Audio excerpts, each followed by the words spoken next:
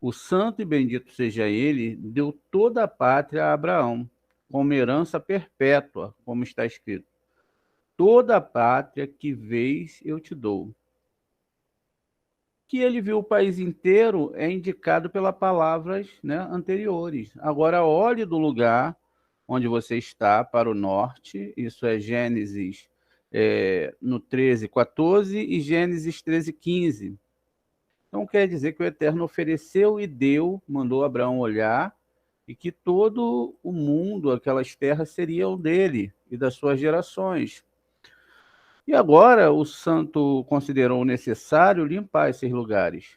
Por isso disse a si mesmo: já dei a terra a Abraão, e portanto ele é o pai de todos os seus habitantes. Assim está escrito: eu te fiz pai de uma multidão de nações. Isso está no Bereshit 17:5, Gênesis 17:5. Portanto, não me cabe punir as crianças sem antes avisar o seu pai, o meu amigo Abraão. Isso é Isaías 41:8. Daí o Senhor disse: devo me esconder de Abraão? Abiaba disse: observe o altruísmo de Abraão. Pois, embora o Todo-Poderoso o tenha notificado da calamidade vindoura, anunciando verdadeiramente o clamor de Sodoma e Gomorra, é grande, e assim por diante, dando-lhe assim um espaço para respirar antes da catástrofe. Afinal, e ainda assim Abraão não implorou em favor de Ló, para que ele fosse liberto da punição. E por que não? Para que não parecesse que ele estava pedindo retribuição por suas boas ações. E precisamente por isso o santo ordenou a Ló que lhe saísse e o libertasse. Foi para crédito de Abraão, como está escrito. E Deus se lembrou de Abraão e tirou Ló do meio da destruição. Isso a gente vê lá em Gênesis 19:29. Na mesma passagem, são mencionadas as cidades em que Ló, que saísse libertasse, foi para crédito de Abraão, como está escrito. E Deus se lembrou de Abraão e tirou Ló do meio da destruição. Na mesma viagem, são mencionadas as cidades em que Ló morava, para indicar que eram todos culpados. Todos que estavam naquela cidade eram culpados, sem qualquer características redentoras. Veja, todos eram culpados e não tinha nenhuma característica que pudessem redimi-los neles mesmos, exceto Ló. Com isso, aprendemos que todo o lugar habitado pelos ímpios está condenado à destruição. Ló residia apenas em uma dessas cidades, não em todas elas, mas somente por causa de sua presença nelas, elas não foram destruídas. E isso também não se deveu aos méritos de Ló, mas aos de Abraão. Neste ponto, o Rabi Simeão disse: observe que todo serviço feito a um homem justo traz proteção para aquele que o faz.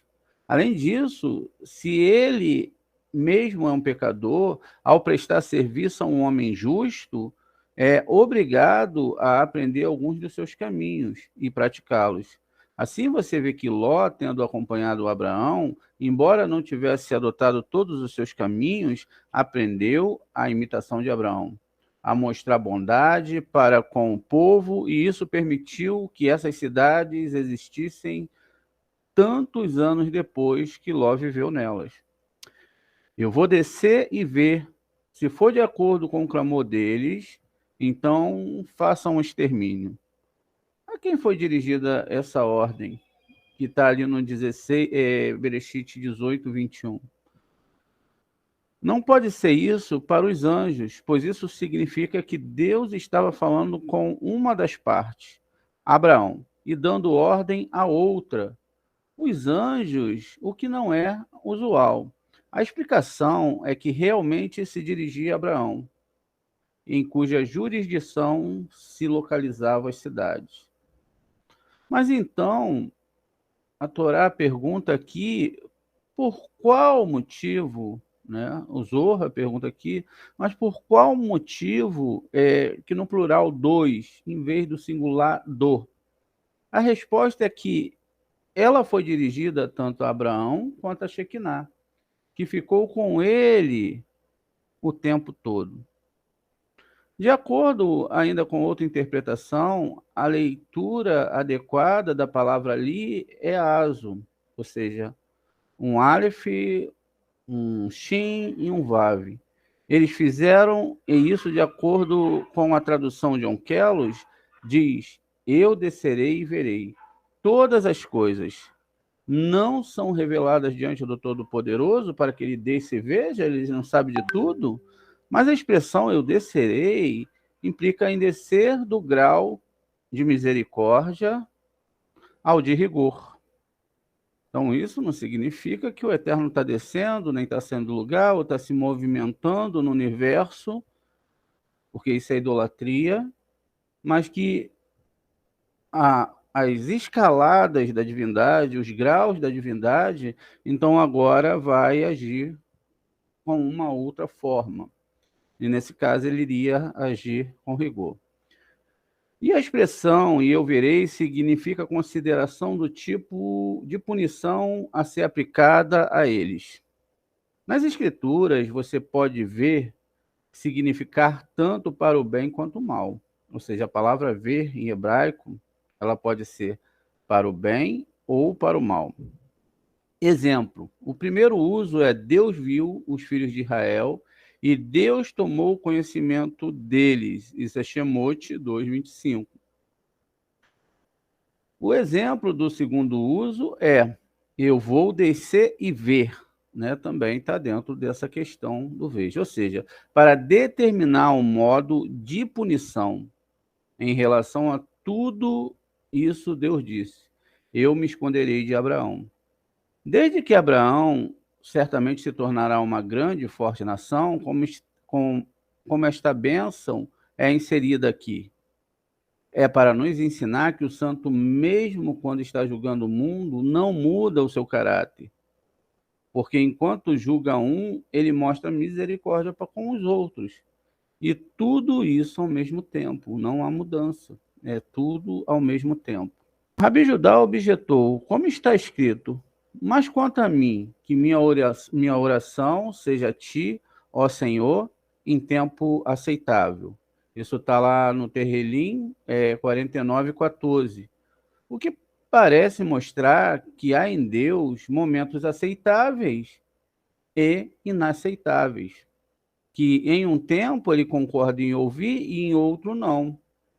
Que o Todo-Poderoso é ora acessível, ora inacessível. E isso é corroborado pelo versículo: buscai ao Senhor quando se pode achar, invocai-o quando estiver perto. Isso é Isaías 55:6. Respondendo a isso, Rabi Eliasar disse que os versículos citados se aplicam às orações de um indivíduo, enquanto a lição de nosso texto se aplica à oração coletiva.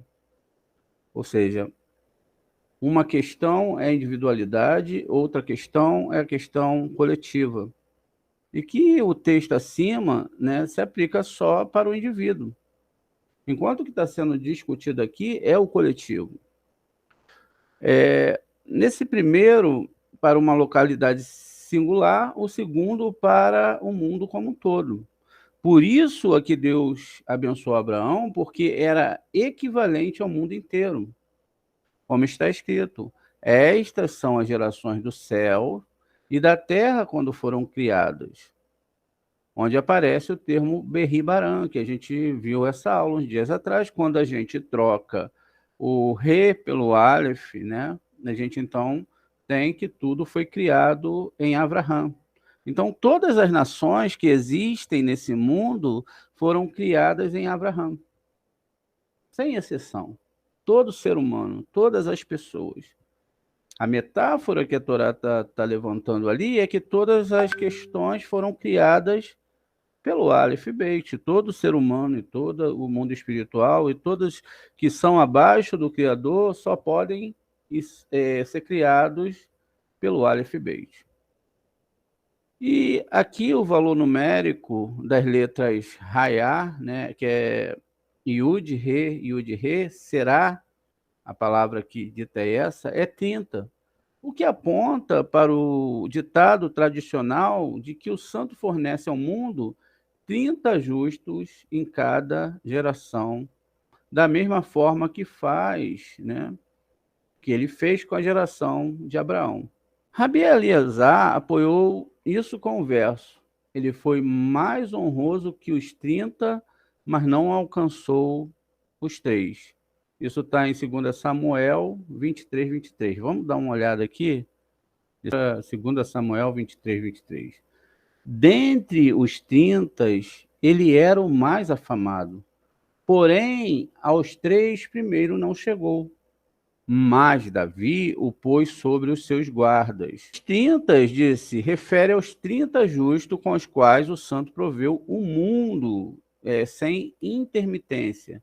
Um deles foi Benaia, filho de Iehoiada, de quem está escrito: foi o mais ilustre dos 30, mas não chegou aos 3, como a gente acabou de ver. Ou seja, ele não era igual àqueles 3, aos patriarcas, dos quais o mundo subsiste. Nem é contado entre eles, nem é considerado digno de se associar a eles e ter uma parte igual com eles. E bem visto que no tempo de Abraão havia 30 pessoas justas, como indicado pela palavra lida aqui em cima, será? Não é? Isso é um apontamento do Zohar sobre os segredos do próprio Zohar. Então, no tempo de Abraão, havia 30 pessoas justas, como indicado pelo termo acima, e por isso que Deus abençoou em sua companhia. Deus disse a Abraão: verdadeiramente o clamor de Sodoma e Gomorra é grande, o que é como dizer: eu notei sua conduta para com seus vizinhos, que é a causa de todos os homens evitarem pisar em Sodoma e Gomorra. Assim está escrito: a torrente fez um abismo para o estrangeiro, para que fossem esquecidos pelo rio que passava. São os mais pobres entre os homens, né, que partiram. Isso está em Jó, no 28:4. A torrente partiu para devorar qualquer estrangeiro que se aventurasse em Sodoma. Pois se alguém fosse pego dando comida ou bebida a um estrangeiro, o povo da cidade o jogaria no máximo do fundo do rio, junto com aquele recipiente. Daí eles são esquecidos do pé, ou seja, os homens o evitavam e nunca pisavam nele.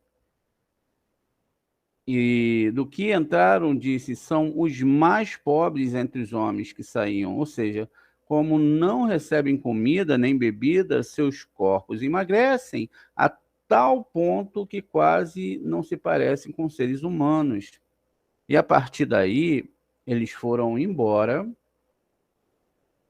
ou seja, as pessoas passaram por ele, até as aves dos céus evitavam, como está escrito. Nenhuma ave de rapina conhecia aquele caminho. Isso está no Jó 18:7. Esse caminho espiritual que essas pessoas seguiam é porque em Sodoma existia a questão do comércio. O comércio era muito parecido com o comércio de hoje, onde o que é seu, o que é meu é meu. E as pessoas, elas não tinham o hábito de tratar as pessoas com total amor e verdade. E lá existiam muitos comerciantes dentro dessa cidade chamada Sodoma e Gomorra. E aí o que acontece? Como eles tinham muitos e muitos habitantes, todos eles concordavam com aquela forma de viver. Esse comércio ele era feito exatamente de uma forma muito boa. Por quê? O interesse era sempre que, se você tivesse dinheiro e eu olhava para você e via que eu podia ter algum lucro com você, então você fazia parte do meu grupo. Então eu podia te chamar para jantar na minha casa, porque aí com certeza depois você também faria uma mesa para mostrar o seu poderio muito maior, não é? E lá naquela mesa teria muito mais coisas que tinha na sua casa. Posteriormente, esse também convidaria esse e colocaria muito mais iguarias na mesa. E eles pensavam ser pessoas boas, porque eles tinham uma moeda. E aí chegava um pobre lá, o pobre ia na casa de uma pessoa dessa muito rica, ele pegava e dava uma moeda para a pessoa. Essa moeda que ele dava era levada até o mercado, um comerciante, ele dava a moeda para o comerciante e a moeda tinha a marca da família. Ou seja, cada família tinha a sua moeda. E aí o comerciante falava o seguinte: olha, eu sinto muito, eu sei que você está com fome, mas essa moeda é da família do fulano ou do Beltrano e eu não posso te vender comida.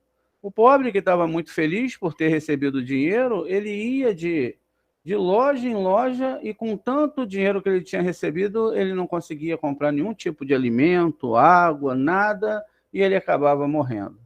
Então aquele corpo era jogado fora da cidade, o dinheiro era recolhido e devolvido para o seu dono. E assim também eles proibiam as pessoas de fazerem tzedakah. Era proibido chegar alguém pobre na cidade e se doar alguma coisa para ele que tivesse realmente algum crédito para ele comprar alguma coisa. Então não davam pratos de comida, mas fingiam que dava esse dinheiro e assim ele ia ser bem visto por essas pessoas pobres que chegavam. É interessante notar que esse tipo de comércio foi o que destruiu Sodoma e Gomorra. E foi por causa desse tipo de comércio que Ló ele foi para essas terras.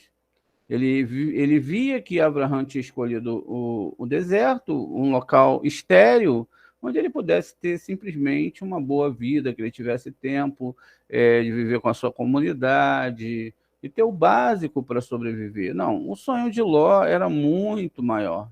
Ele queria realmente ter tudo aquilo que aquela cidade e aqueles locais oferecia para ele. E toda vez que ele tinha que doar, eles tinham que doar alguma coisa, eles até doavam, mas não doavam algo, né, que fosse realmente matar a fome daquelas pessoas. Produziu-se uma rejeição universal contra Sodoma e Gomorra.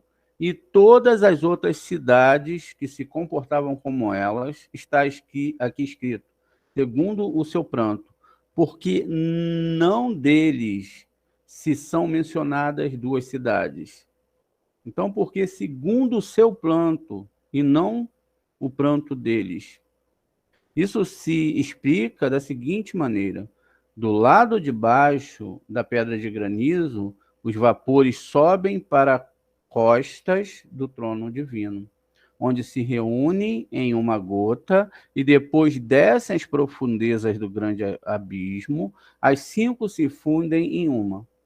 Quando as vozes de todos são claras, elas se unem em uma. Então uma voz surge de baixo e se mistura com eles. E o lamento combinado se eleva, clamando por justiça, até que finalmente o santo aparece para investigar a acusação. Daí o Rabi Simeão diz que a palavra dele se refere aqui à sentença da justiça, que dia a dia exige execução. Isso está de acordo com a tradição de que por muitos anos a sentença da justiça continuou reivindicando a reparação pela venda de José por seus irmãos. Daí também temos aqui: ascendeu o seu clamor por justiça, e é por isso que está escrito segundo o seu clamor. A próxima palavra, né, após seu clamor, é Rabar, que vem. Realmente significa isso. Está vindo, ou seja, vem continuamente. E Abraão se aproximou e disse: você realmente quer destruir o justo com o ímpio? Ele perguntou o Eterno. Rabi Judá disse: observe que a respeito de Noé está escrito: e Deus disse a Noé: o fim de toda a carne vem antes de mim. Faça você mesmo uma arca de madeira, de coníferas, isso é no Gênesis 6, do 13 ao 14, mas você permaneceu em silêncio. Nada foi dito ou implorou por misericórdia para com os seus vizinhos. Por outro lado, Abraão, assim que o santo lhe anunciou, verdadeiramente é grande o clamor de Sodoma e Gomorra, vou descer e ver, imediatamente aproximou-se e disse: você realmente quer destruir o justo com o ímpio? O Rabi Eleazar diz aqui: mesma ação de Abraão não está além do escrutínio. Ele foi, de fato, melhor do que Noé, que não fez nada. Enquanto ele pleiteava seriamente pelos justos, para que eles não perecessem com os culpados, começando sua súplica com um número de 50 justos e descendo para 10. Mas então ele parou sem completar o seu pedido de misericórdia para todos, dizendo: não quero estender a recompensa que me é devida por minhas boas ações. O exemplo perfeito é dado por Moshe, que logo que o santo lhe disse, ele rapidamente se desviaram. Fizeram para si um bezerro fundido e adoraram, isso é no Êxodo 32:8, e imediatamente suplicaram ao Senhor seu Deus e etc. Êxodo 32:11, concluindo as palavras: e se não apegar-me, e se não apaga-me, peço-te do teu livro que escrevesse. Isso é o Êxodo 32:32. E embora todo o povo tivesse pecado, eles não se moveram do seu lugar até que Deus disse: eu perdoei de acordo com a tua palavra. Nesse aspecto, Abraão foi inferior, pois pediu misericórdia caso houvesse homens justos e não de outra forma. Portanto, nunca houve um homem que fosse uma fortaleza tão segura para a sua geração como Moshe, o pastor fiel. E Abraão se aproximou, isto é, ele estava pronto para interceder e disse: talvez haja 50. Talvez haja 50 justos na cidade, é o que se fala aqui. Muito bem, vamos entender um pouco mais toda essa situação. Na questão que está sendo discutida entre Abraham, que estava ainda num nível muito alto, maior do que o de Noa, que Noa nada falou para perdoar ninguém, ele apenas construiu a arca, e depois vem Abraão e também, tá bom, se tiver 50 justos, 50 pessoas que possam realmente trazer um equilíbrio, né, dentro dessa cidade, talvez eu possa, então, perdoar, talvez o Senhor possa perdoar, Eterno. Talvez o Senhor possa trazer aí um perdão para essa cidade. Mas no caso de Moshe, que foi um caso gravíssimo, porque ali já se conhecia mais a divindade, os graus da divindade, e eles precisavam ter uma semelhança de Moshe, e eles fizeram não o Deus de Israel, mas eles colocam Moshe, ou aquele bezerro, como um intermediário, e eles então cometem um grande erro. O Moshe, ele poderia ter se valido da situação que o Eterno falou com ele e falado assim: olha, então tá, o Senhor destrói todo mundo, eu aceito, mas talvez se tiver 20 justos ou 10 justos, não. Moshe, ele fez uma negociação com o Eterno da seguinte forma: olha, se o Senhor for destruir esse povo, o Senhor destrói a mim do seu livro. Riscar o nome do livro da Torá é destruição total. É acabar com a pessoa para sempre. Se a pessoa não tem um nome na Torá, sua alma não está ligada à Torá, ela está. Ela deixou de existir, sumiu desse mundo. E aí, nesse aspecto, então, o Moisés, o Moshe, ele é muito maior. Por isso que o nosso querido, né, Abraão, o patriarca, ele não tinha ainda o nível, ainda que ele fosse amor, Hesed, ele não tinha o nível de Moshe. E aí ele vai descendo, ele pergunta se 30, depois 40, ele começa com 50, depois ele pula para 40, 30 e depois 10. Ele deixa o CAF de fora, não é?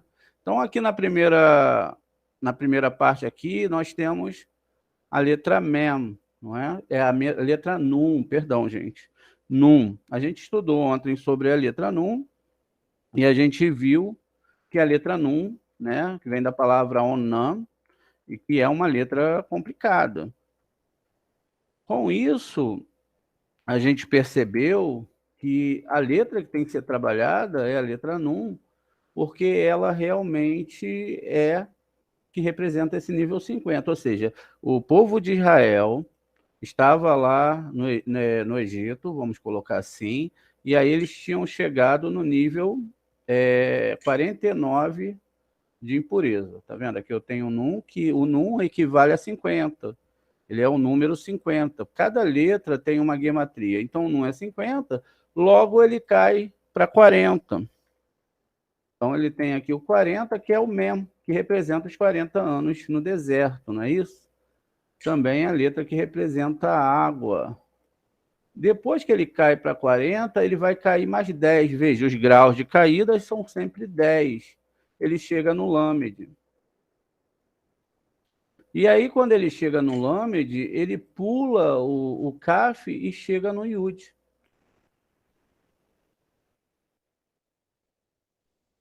Quando ele chega aqui, ele já está o Yud, ou seja, a última instância para Abraham era se havia o último grau, que o último grau é o Yud, porque todo ser humano é formado de 10 sefirotes, não tem como ser menos do que isso. Tá vendo? Quando nós fazemos a somatória aqui, vamos fazer a somatória aqui, qual é a, o valor que nós vamos ter aqui embaixo? O 130. O que eu estou aprendendo aqui? O que Abraham está falando? Olha, Eterno, você é amor puro. Você é a Ravá. O Senhor não muda. Eu que não consigo compreender e não tenho capacidade ainda espiritual para entender que você é a Ravá. O Senhor também é Errade e que tudo que o Senhor faz tem uma construção muito diferente daquela que eu aprendi até agora. Então, eu percebo agora, né, através desse 130, que também tem o 130, a gente sabe que é a palavra Sulam, escada e também Sinai, que é onde se recebe a Torá. Então, a gente começa a perceber agora que o Eterno, ele não está julgando para o mal. Ele, na verdade, ele nem julgou. Quem julgou foi Elohim. Como a gente vai começar a perceber, alguns já viram essas aulas que vão acontecer daqui a pouco, que é gente que espelha para o universo e o universo joga de volta. Enquanto Deus está chovendo como pura espiritualidade, pura bondade, tudo que existe, então eu começo a olhar através do meu julgamento interno, dessas forças espirituais internas, e aí eu vou decidir se é bom ou ruim. Por isso que dentro da Torá, dentro do Taná, dentro da Kabbalah, nós falamos Ganzu Letová, tudo é para o bem. Porque eu tenho a tendência de julgar Sodoma e Gomorra, mas Sodoma e Gomorra são aspectos da minha alma. Nós nascemos, é natural nós nascermos nesse mundo com ego. Porque sem o ego, a gente não chega no próximo estágio. Não nesse mundo.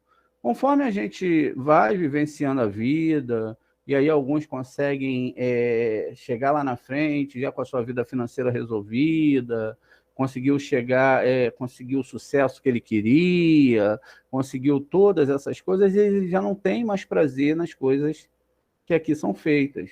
Então, a comida já não dá tanto prazer, se ele consegue o amor perfeito já não vai dar tanto prazer, tudo que ele consegue passa, ele não tem esse desejo que dure muito tempo. Isso acontece com todas as coisas, com a roupa que a gente compra, com o carro. Então, esses desejos eles são transitórios. E aí o que, que acontece? Quando as pessoas, como Abraham, conseguiu chegar lá no nível 50, porque o nível 50 se conta 49 dias para receber a Torá, não é isso? E a Torá vai ser dada exatamente em cima do Monte Sinai, que tem gematria 130. Então eu percebo, após a gente fazer a leitura lá, é que o Eterno ele já tinha um julgamento. E que naquele período da explicação da Torá, a pessoa ainda nessa fase, a gente sabe que o nascimento de Tsarrak é, na verdade, o apontamento para o mês de Nissan, e que todas essas letras aqui vão ter uma questão muito especial dentro da Torá, vão falar de meses, não é? De signos, e os signos são as tribos, como vocês podem ver no canal, mas no final a gente tem que perceber aqui que aquele tipo de ação ele pode tornar a alma da gente estéril quanto às questões divinas. Ainda que aqueles homens e Quiló percebessem que naquela cidade eles tinham uma vida muito boa e muito diferente do que uma vida no deserto, existia mais facilidades, mais interação entre as pessoas, no final, aquele tipo de comércio, aquele tipo de entendimento, até mesmo do que eles entendiam da Torá, eles teriam que chegar a um final. Aquele equilíbrio daqueles anjos, como a gente viu ontem, que os anjos eram de fogo, água e ar. Eles não conseguiram, dentro do entendimento da Torá, chegar a um nível de equilibrar essas forças. Como todo o nosso corpo ele é feito também dessas partes, não é? O ar, a água e o fogo, que é a alma. E se a gente não consegue trazer esse equilíbrio da Torá, o que, que acaba acontecendo? Acaba que a gente chega a um momento que a gente pode perder toda a Torá, ou morrer sem a Torá e ter que reencarnar, como aconteceu com o Moshe, que reencarnou 4 vezes, e depois até mais vezes para ensinar a Torá. Então a fagulha da alma dele vai vir como Ari, né, como Shimon Bar Yochai, vem um pedaço da alma dele, vem como Baal Hassulam, para explicar a Torá. Veja que coisa interessante. Com isso, a gente percebe, então, que todas essas questões que estão sendo discutidas aqui na Torá, não é verdade? É que vão levar ao julgamento da humanidade. Vamos fazer um teste aqui na nossa aula. Vamos pegar aqui, ó, 50 vezes 40 vezes 30 e vezes 10, que vai ser igual. Vamos ver aqui, ó. 40 vezes 40, não é isso? A 200. Vezes 30 vezes 10. 600, 6 mil. 6 mil. Os 6.000 anos que a humanidade vai existir e que nós chegaríamos no Sodoma e Gomorra. Tá vendo aí? A gematria veio agora de Hashem para minha cabeça. A Torá é um livro muito sagrado. Ela é um livro muito, muito, né? Muito perfeito. Então, o que, que acontece? A gente tem que se preparar realmente para ter uma luta muito grande contra essas questões que continuam a administrar nossas vidas em relação ao eterno, na percepção da realidade, no que nós somos. A primeira questão aqui é descobrir que nós somos.